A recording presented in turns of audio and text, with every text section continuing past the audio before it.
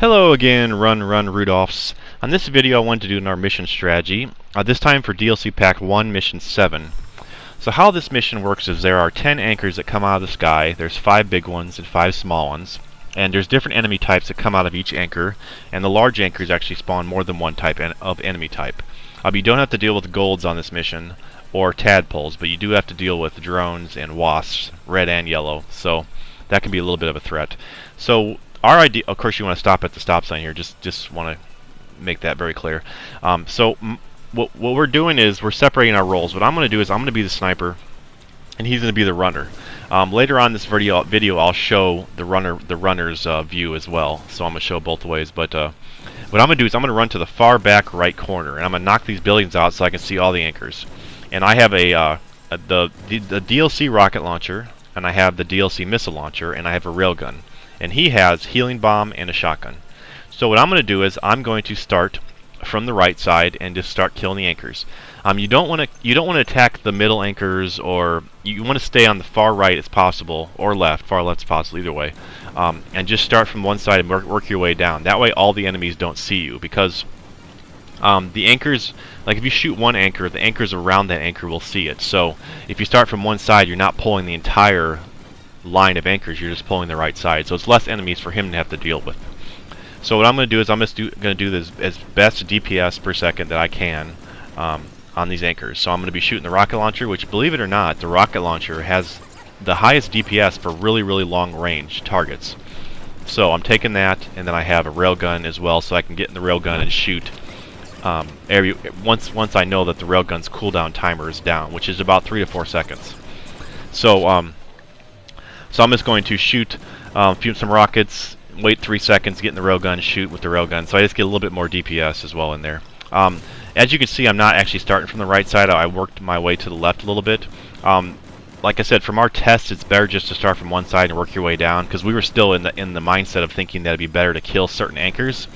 But the reality is, it doesn't matter what anchors you kill, because I'm not killing any enemies. I'm just killing the anchors. So there's no more enemies that are going to spawn all those anchors until you kill the enemies that have spawned. So, say I kill a red wasp anchor, there's still red wasps out on the map for him to deal with, so it doesn't matter if I kill that one first. Believe it or not, though, the red ants are the most dangerous enemy type for this strategy, because if they grab him, all the enemies will stop looking at him and they'll come after me, and then the mission's over, you have to restart, because I can't handle the enemies coming after me. So like I said, what he's doing is he's running around the outside of the anchors, in between buildings, and he has healing bomb for when he needs it.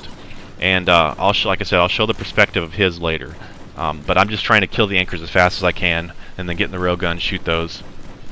And then after that, he's still not going to fight.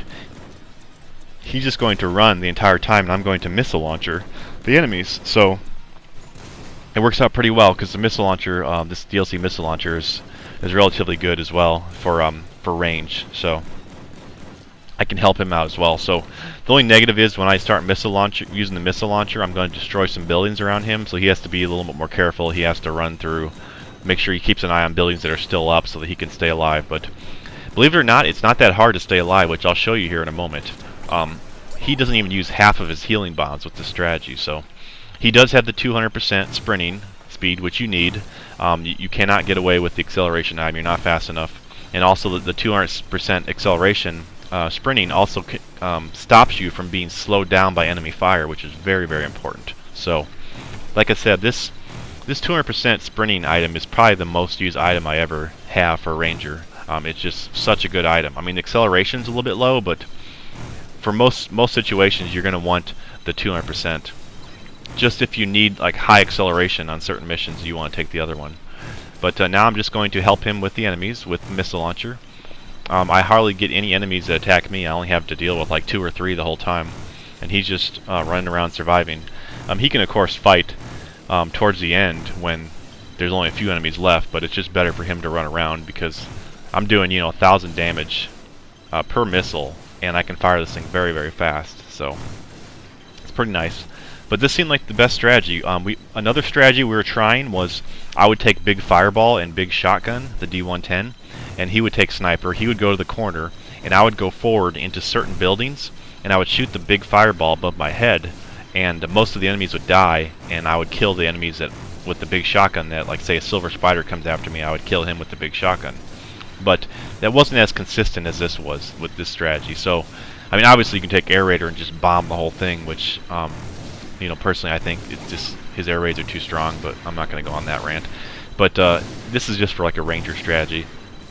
You can also do this probably with Wing Diver if you needed to, or Fencer, but those classes, to be honest with you, don't have as much a problem, but it still would work. They could just run through buildings and distract enemies. Usually that's what the Fencer does anyway. He goes up front, distracts enemies and fights, and then someone in the back snipes and stuff like that. So, but anyway, this is our strategy for Ranger. Now I'm going to show from the perspective of the runner, because excuse me, because it's a little bit different with the runner. There's a few things that he has to be careful with. For one, there's a Ranger trap. If you're not aware of the Ranger trap in this game, it is anything that is 1 foot tall. So, like, if there's like a trench with water in it, and he falls into it or sprints into it, then he has to stop sprinting and then jump straight up and then get out of it and then run away. So that's like the most dangerous thing for him.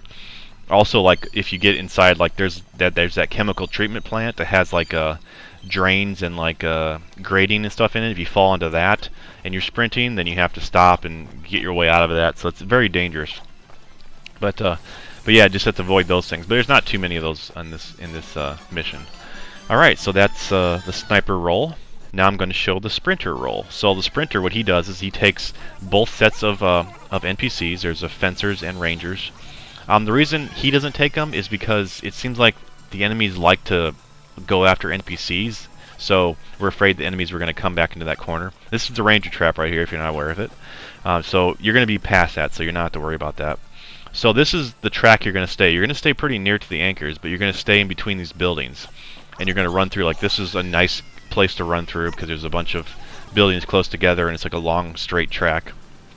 And I'm going to have my healing bomb out, and then he's going to start attacking. I'm just going to start running around in circles. So, like I said, it's not too bad. There's some pretty bad spots. Like, this side of the street isn't the greatest because there's not that many buildings close together. Like, as you can see, it's a big open street. You have to be a little more careful with that. You can always weave in and out of buildings if you need to for that section, but you have to be careful because the turning radius is not very high.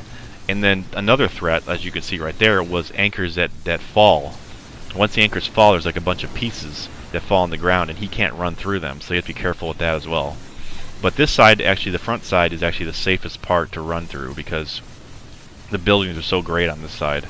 But you just want to keep, you know, weaving as much as you can. Not as much as you can, but weaving when you need to. And then if you need to heal bomb, go between a narrow building, shoot the ground, and then just continue sprinting right away.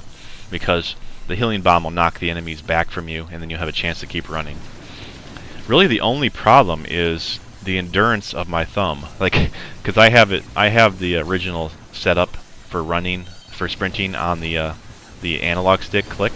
So it's kind of hard to hold that down for that long. But other than that, it's not too bad. I haven't found a better location for that sprint button, except for the right click, or is it? No, it's left click. No, I can't think of it right now. It's one of the two clicks anyway. It seemed like that's the best button because I don't have an elite controller yet. But anyway, so like I said, I just keep running around and shoot the bomb when I need to, and it's not too bad. He just, you know, he kills the things as fast as he can, and you can always use the healing that falls from the pillars in between as well if you need to. But really, it wasn't too difficult at all. I was kind of concerned it was going to be tough because he did it first, and then I tried it. I was like, this isn't bad at all. So not too bad at all. I still had quite a few healing bombs at the end of this, and it worked out pretty well. So this is the best 2 Ranger strategy we found, and that's pretty much it. So I think there's about like 40 seconds left, 30 seconds left of the video. So there's not too much else to say, I don't think. I did take the D110 shotgun, but I really didn't need to use it because he has a missile launcher. But really, you don't need. You could always take 2 healing bombs, but the thing is, if a red ant grabs you, it's definitely mission over. Whereas, I mean, if a red ant grabs you, probably it's mission over anyway. But you could always take 2 healing bombs if you needed to as well. But yeah, that's pretty much it. So hope you found this helpful. And once again, thanks a lot for watching. And remember, EDF doesn't leave a man behind, ever. And if you'd like to support the channel, please consider liking and subscribing. It helps more people find the channel. Thanks a lot.